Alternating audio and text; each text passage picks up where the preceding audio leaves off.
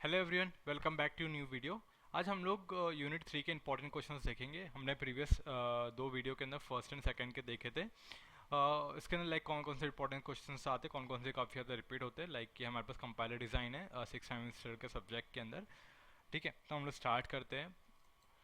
पहला क्वेश्चन हमारे पास आता है टाइप चेकिंग क्या होता है। जनरल टाइप चेकिंग के अंदर क्या होता है, जैसे कि हमारे पास कंटेक्स्ट फ्री ग्रामर होती है। जैसे एक सेकंड यूनिट के अंदर हमने पढ़ा था कंटेक्स्ट फ्री ग्रामर होती है।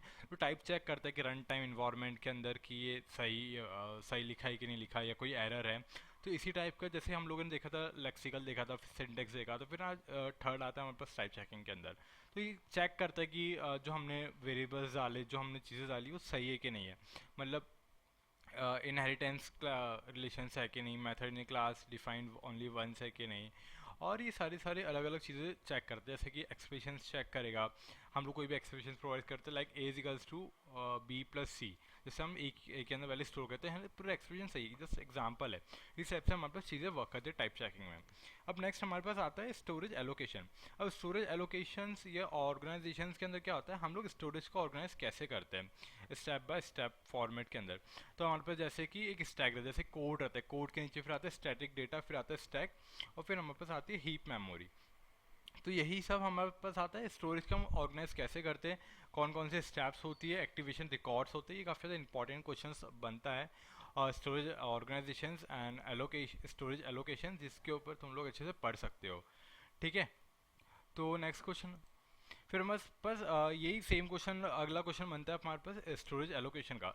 अब स्टोरेज एलोकेशन के अंदर क्या होता है, जैसे कि एलोकेट कैसे होती है, हमारे पास जो भी कॉल सिक्वेंस कर रहा है उसको एलोकेट करता है एक्टिवेशंस के लिए। इस टाइप किस टाइप की चीज़ें स्टोरेज के अंदर एलोकेट होती है।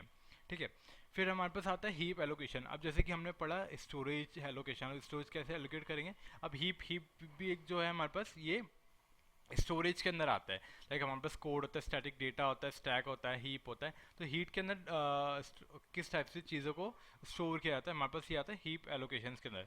जैसे कि इसके अंदर होता है फिक्स साइज के ब्लॉक्स होते हैं अलग अलग।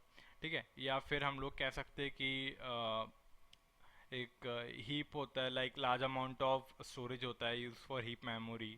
ठीक है, ये हमारे पास हीप एलोकेशन आता है। और लास्ट हमारे पास बनता है एक सिंबल टेबल। सिंबल टेबल एक जनरली इंटीजर, फ्लोट, कैरेक्टरिस्टिक्स, ये कितने कितने बाइट लेते हैं, उस हिसाब से एक सिंबल टेबल बनता है। ठीक है, तो इसमें कोई इतना ज़्यादा है नहीं। सिंबल टेबल्स में सबसे ज़्यादा इंपॉर्टेंट क्वेश्चंस आते हैं हमारे पास storage allocations and storage organisations, and कभी कभार सिंबल टेबल्स के ऊपर आते हैं। तो इसमें से दो क्वेश्चंस आते ही हैं, पक्का है। तो storage allocations and storage organisation एकदम अच्छे से पढ़ के जाना डायग्राम के साथ, जिससे कि तुम लोग अच्छे नंबर स्कोर कर सकते हो। So thank you so much guys for watching this video. Please like, share and subscribe. Thank you so much.